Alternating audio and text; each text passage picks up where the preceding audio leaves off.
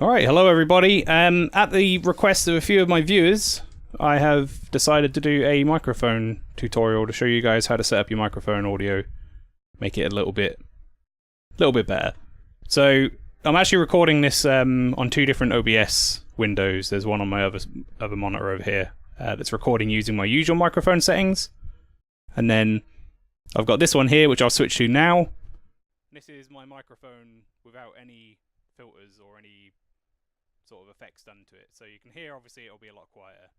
And now I'll switch back to the other one. So we're going to do that intermittently through this, to switch back and forth so you can hear what it sounds like. And what exactly the effects I'm doing, like the effects I'm applying, are actually doing to the audio.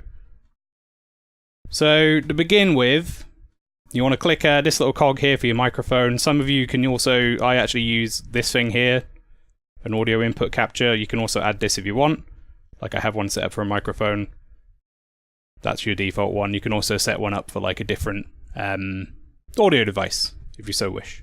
But anyway, what you want to do is click on the cog, go to filters, and you'll see like a list here, currently empty, for audio filters. So the first one we're going to go through is gain. So we click plus icon here. You'll notice that there's a thing here called VST 2.x Plugin. I'm actually going to put a link in the description below for where you can get the set of plugins we're going to be using for most of the stuff here. It's the Reaper plugin suite. It's free, so go ahead and install that, and then we'll carry on. But yeah, the first one we're going to add is gain. It's just going to be the default gain that comes with OBS because gain is nothing special. Gain is basically just volume added to your microphone in order to bring it up to a certain level. So I'm going to switch back to my currently unfiltered microphone now. You can hear how quiet we are. If I just jack this gain up to a setting that I already know works with this microphone as 22.5, you'll be able to see on the bar at the bottom here, and you'll also be able to hear that I'm much more audible level. So that's what gain does. Some of you might find that your microphone already comes in hot and it's clipping. That means you're already pushing to the end of this red bar. If that is the case and you are pushing to the end of this red bar, you can apply negative gain. So say if you want to apply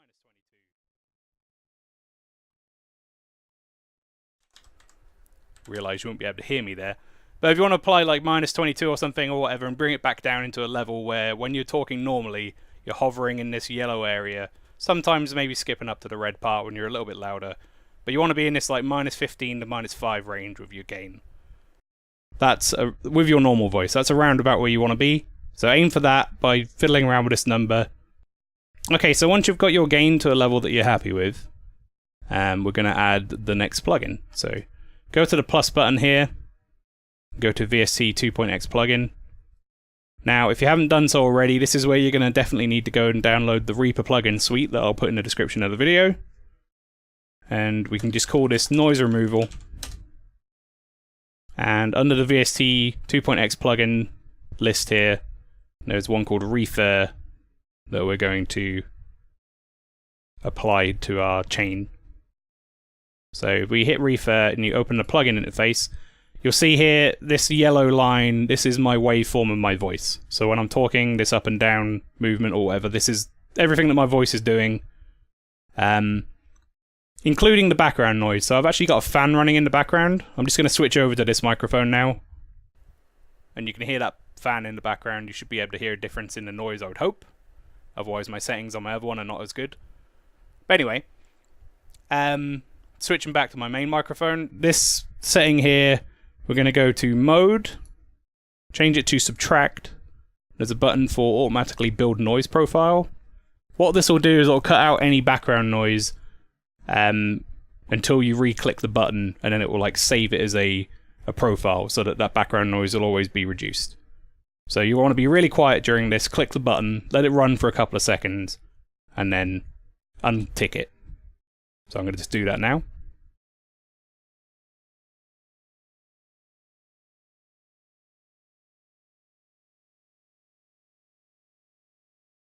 So you can see this red line here You can actually see what difference it's done to the yellow line. I'm going to switch over to this microphone again so you can hear it. This red line here is mostly fan. It will take a little bit of your audio away. That is the only downside of this noise removal plugin. That's probably the bassier part of my voice. But we can fix that later in another plugin, which will be in Equalizer. We can add that bass back in. But we've got rid of the fan noise, in theory. So I'm just going to switch back to the better microphone, and we'll move on to the next part. You can just close this up.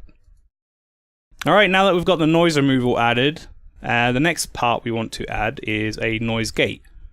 So if we go back to VST 2.x plugins again, I will say there is a noise gate built into OBS, this one here, but if I'm being honest, it doesn't quite have enough nuance to it. It's just a little bit of a simple noise gate. You can get away with using it, but today we're going to be using the Reaper one. It's got a little bit more in terms of customization, and I'll go through what the settings are just so that you can obviously understand what they're going to do in the future.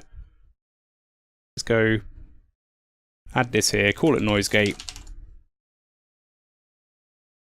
and find it on here, regate, open the plugin interface again. Now this will change depending on your microphone settings. I have to stress that. You're going to have to tamper around with this a bit and find the settings that you want.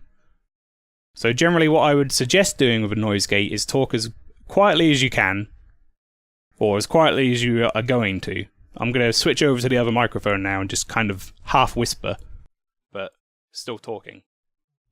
So if I talk like this, this is around about the volume level I'm talking about. You can see that I'm coming in around here. Now if we switch back to the other microphone, you can see that when I was whispering I was coming in at around like this area here, minus 20 decibels I would say. So we give it a little bit of breathing room. For my settings I'm going to set minus 25. What that means is anything under minus 25 decibels, which is around about this part here where my mouse cursor is, will not get picked up by the microphone at all. It'll be cut off. So what we can do with that is cut off certain background noises again, further than the noise removal thing. They won't even activate the mic, such as certain mouse clicks, button presses, stuff like that. I would say don't be too harsh with a noise gate because you don't want to cut off your actual speech at any point. So give it a little bit of leeway, a couple of extra decibels, and just make sure that you're still audible. If you pick up a couple of clacks on your keyboard or a couple of button presses or whatever, it doesn't matter too much, but you're trying to reduce it a little bit. That's all this is. So next we'll go over these certain settings here. Pre-open actually adds a little bit of delay to your microphone. Some people won't like that. I suggest adding a little bit of delay. You can always delay your webcam if you have a webcam in the filters as well, which I can always show you guys how to do that if you really want. But adding a little bit of delay to a pre-open, it basically seeks ahead. It looks ahead of your volume, so it delays it by a tiny bit. It looks ahead. It looks to see if it can use the noise gate or if it should use the noise gate, and it will be like a much more natural opening to the noise gate. It won't be quite as like on-off, if that makes sense. So I set a pre-open of 100 milliseconds. Again, play around with these settings. They're going to be different for everybody. Next is the attack. This is how quickly the noise gate will open or close, depending on like, well, actually it's open, I think, but it's how quickly it does it based on when you hit this threshold. So being a live stream, being that we're doing live microphone filtering, we want to make the attack as low as possible. So just set that to 1 millisecond. That means as soon as the noise gate threshold is broken, then it will come straight on. Okay, and the next setting is hold. So what hold does is basically when you are then coming under the threshold of the noise gate, say you're like ending a sentence, that's how long the noise gate holds itself open when you go under that threshold before it then closes again. So I usually set this to 100 milliseconds.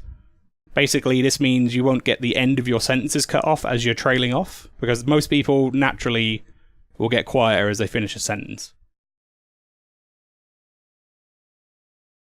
Release, similar sort of thing as hold. This is like the very end of it. Hold is kind of like in the middle. Release is the very final part. I usually set this to 500 milliseconds. Give yourself a fairly good leeway of release. You don't want to cut off the end of your sentences. Once the noise gate is open, it means you're breaching that threshold. So you should want it to naturally come down. Which brings us on to the last setting, which is hysteresis. This is a weird setting. It basically looks back at the audio history that you had input into the gate, I believe, and then figures out, based on your like threshold that you set, whether or not it needs to quickly open or close the gate, if you go over or under a certain amount of decibels. The best way to describe it in layman's terms is this will stop it from like quickly opening and closing. Like it stops chatter, as they call it in the business, where you're going over and under the threshold a lot. We're already kind of handling that with hold and release, but I would set a hysteresis of around -2. That's what I have for mine. And these are the settings I would go with the noise gate. Again, you're going to have to definitely change the threshold to fit your own microphone. You're also going to have to change some of these settings depending on how you want to do it. You can always get rid of the pre-open if you want and see how it sounds. There's all sorts of different stuff you can play around with here, but this is a general good base, in my opinion, for a noise gate, especially if you want to get audio similar to what mine is like. Alright, so now that you've got a noise gate set up, the next one we're going to add is Equalizer. This is really subjective, by the way, I'll just say. So go down, add a new VST2 plugin, call it EQ or whatever you want to call it. So a lot of people probably already know what an equalizer does, but I'll give you a rough description of what an equalizer does as we're going through it. If you go down to Re-EQ, click that, go to Open Plugin Interface, you'll be met with this, which will look a little bit daunting at first, but it's fairly obvious once you know what it is. So for this portion, I'm going to switch over to the other microphone intermittently when I'm changing settings, just so you can hear like what the difference is as I'm changing the EQ. So first off, what this does is it raises up certain parts of your like waveform and lowers others. So for example, this part here, the low shelf or whatever, we're going to change some of these things, but this part here, this whole section is bass. So the bass of your voice or whatever. If you have this all the way up here, you'll sound probably ridiculous, which I've got it on, so you'll be able to hear it. But it will like make it really bassy, probably too bassy. So what we'll do is we'll bring that back down again. Reset it to defaults. So this is going to change from voice to voice. This is going to be a very subjective thing. You might have a really bassy voice and you might not need to add the extra bass. Your microphone might be better at picking up mids and highs and all sorts of different stuff. So you're going to have to play around with this a little bit, but I'll give you the basic understanding of what it does. So we're going to change it to a band on part 1. This is how I have mine set up. 50 frequency, you can see here the frequency at the bottom, 50, 100, 200, etc. This is like the bass frequency of my voice. And then we're going to add some gain to it, sort of +3. You can see here, it makes this little jump up. We're going to change the bandwidth a little bit to 4. You can see that just widens out this.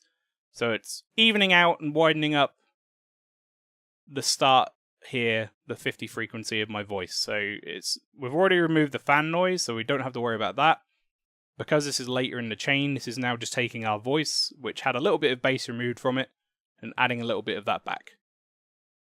So we'll now go on to the second one in the chain here. And we're also going to have that as a band.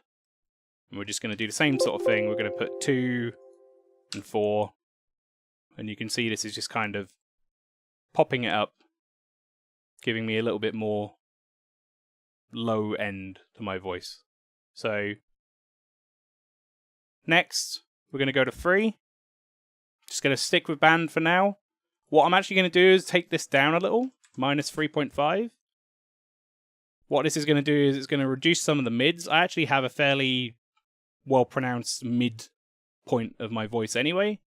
So this will get rid of, hopefully, a little bit of the, what they call semblance, which is the S noises you make when you say S sounds. I don't want quite as much of that to come through. And then we'll go on number 4. We'll change this one to a high shelf. You can already see that that makes quite a difference.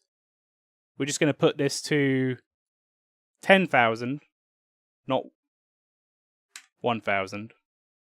Oops, I'm still on 3. That's why I've done that wrong. Hang on 1 second. Wouldn't be a video of mine without me accidentally fucking it up, would it? There we go, high shelf. Yeah, change this to 10,000. That's right at the end here of my voice. I'm going to just give that a little bit of a bump. And this is my personal preferred EQ. It kind of like focuses on this whole part of my voice, not so much on like too much on the ends, the low or the high part of my voice.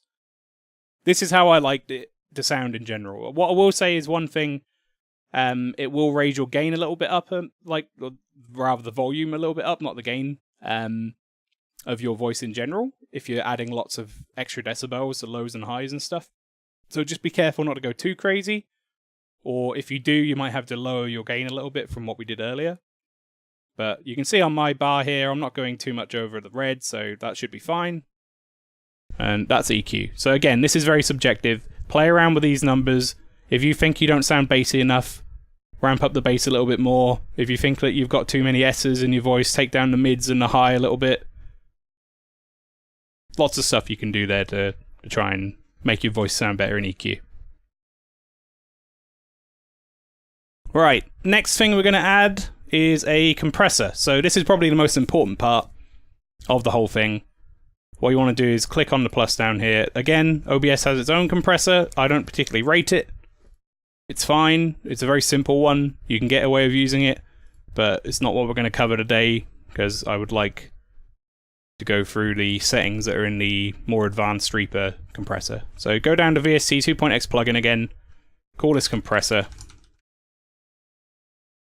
and under plugin, go to recomp, and then open the plugin interface, and this is your compressor here. So again, much like with the noise gate, this one in particular will have a threshold. So basically, anything over a certain volume, you're going to want the compressor to affect. This is going to be lower than your noise gate generally, because it'll be... You basically want anything that comes in through the noise gate, after we've added all this gain and extra stuff to it, you want anything that comes in through the noise gate to be hit by your compressor almost. So I'm going to go down to minus 30, because our compressor was... I believe it was minus 24 or something like that, 25. So anyway, now that we've got that, this one we're not going to add any pre-comp. We don't want this to add any more delay necessarily. I don't think pre-comp adds that much to the compressor personally from my playing around with it. So first off, what we're going to do is attack, set that to 1 again. So much like before, that's how quickly it comes in. That's how we want the compressor to hit as soon as it possibly can. Basically. Release, I'm going to set that to 1 as well. So this is essentially saying when the compressor is doing things to my voice, I want it to be immediate. I want it to compress it, and I want it to stop compressing it as soon as it needs to do so. Now the next 2 settings are things that you can adjust. I'm actually going to switch over to my other microphone here so you can hear what it's doing. So first off, before we do anything else, tick limit output. This should stop it from clipping, but we're going to make sure it does later on by adding another plugin in the chain. And then also tick auto makeup. So depending on your microphone and stuff, what this will do is it will give it a slight bump. The audio will be a bit more, I guess, level. So what we want to do is under ratio, currently 1:1, so it's not really doing anything. If we change this to 2:1, you'll already see this is a compressor kicking in. And you should already be able to hear, because I switched to the other microphone, that it's now made a fairly substantial difference to the level of my voice. everything will sound a lot more level. If I was to jack this up to like a ridiculous number, say like 8, basically the compression would have me almost at the same volume level the entire time, and it'll sound really bad. So I would say you don't want the compression ratio to be too high. 2:1 is preferred for me. You can go to 4:1 and probably get away with that. And what this is doing, what the compressor is essentially doing, is it's taking your lows and your highs at a certain point, and it's, as it says, compressing them into a more level volume. So it's taking your quieter moments and your louder moments, and it's pushing them together to make a more level waveform. So this is how I get my volume to sound sort of roughly the same all the way through. You don't get whispery parts, and you don't get like super loud parts that break your ears. There is another setting here called the knee size. I'm not super clear on what it does, but I think it's a little bit like the hysteresis. I think it's a little bit of a leeway. I usually just set this to 4, and it sounds good to me. So again, play around with this. I don't think it's going to do too much. Mainly it's the ratio that you're worried about. This is the main important one. Set this to where you're happy with it. Some microphones will be different, so again, this isn't going to be the same for everybody. But this is the general compression setting for me. Get the threshold right. Usually about 5 decibels lower than your noise gate I find is good. And then, like I say, ratio 2:1 should be a fairly natural sounding voice. Higher will give you a better compression, but not necessarily sound better, so. Okay, so now that we've got the compressor added, the final thing we're going to add is the limiter. If you go into the description of the video down below, there'll actually be a link to a thing called LoudMax 64. If you download that, and I'll show you where to put it in first, actually. If you go to your Windows drive, and go to Program Files, there'll be a folder called VST Plugins. This should be where it installed your Reaper plugins, unless you changed it. I would have recommended against changing it, but you might have done that. If you know what you're doing and you put it into a custom directory, you want this plugin to go into the same directory. So loudmax64.dll just sitting in here, that's installed. Oh, background change. Right, anyway. Go to the plus button again, add a new VST 2.x plugin, we'll call this limiter, and go to your plugin drop-down list. If you've installed it in the correct location, you should have it listed here, LoudMax64, and open the interface. So this isn't like super compatible with OBS, which sounds weird for me to be recommending it, but when I say that, I basically mean unless you hold the button, you don't actually see what it does, but it does the thing it's supposed to do. So what you want to do is drag this first bar down to a certain threshold. I'm going to say -5. What that's doing is essentially anything that's over -5 decibels, it's getting ready to stop it from going over, if that makes sense. And then I set the output to -1.0 decibels. That is like industry standard for volume. So again, that's around about where we want it. -1. And then that should be it. So you should have a limiter on now. Nothing should go over -1 decibels. That's all that you should need that to do. And I'm switched over onto this microphone from my other one, and it should sound roughly the same. They're the same settings. So this is how I do my microphone stuff. So you'll understand now, hopefully. I've gone through some of the settings so that if you need to play around with them, add them like yourself, you know, actually like, adjust stuff yourself, then you can do. But that's how I do my audio. Nothing too special. If you got any questions or anything, you can leave a comment on the video below, or next time I'm streaming, just come and ask me in the chat and I'll see if I can field it for you, but that should hopefully be enough information for you guys to go on. Alright, so thank you very much, everybody. See you for the next stream, I guess, and thank you very much for watching my video. Take care.